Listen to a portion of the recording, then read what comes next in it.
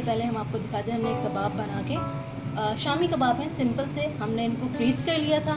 अब नेक्स्ट हम इनको फ्राई करेंगे। अब हमने आपको दिखाए कि हमने पहले से बना के रखे हुए हैं, बस इन्हें हमें फ्राई करना है।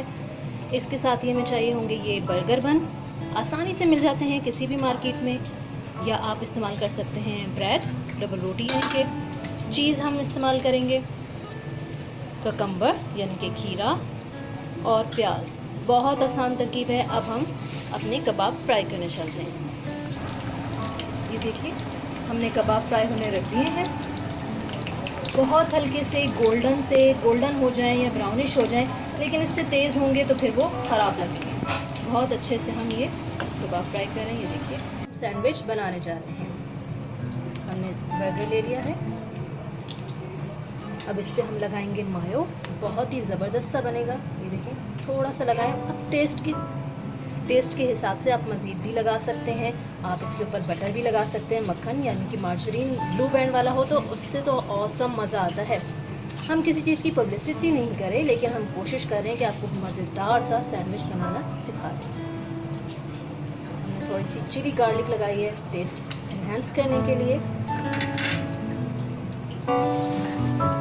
अब हम इस पर लगाएंगे चीज़।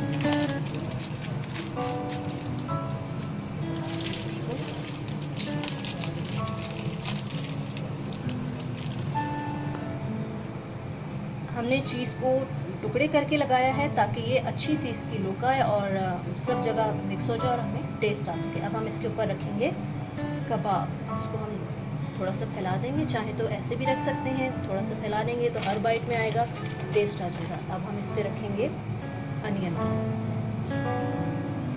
हस्बे जायका रख सकते हैं। अब हम इस पर लगाएंगे ककम्बर।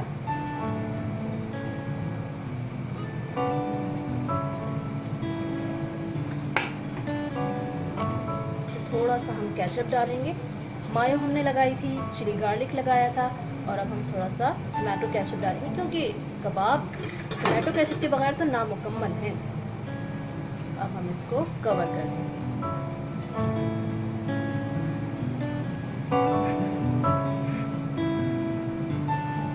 ये देखिए हमारा बर्गर तैयार है। यम सा बर्गर। बाजार से किसी भी बड़ी कंपनी में जाके खाने से अच्छा है आप घर पे बनाएं।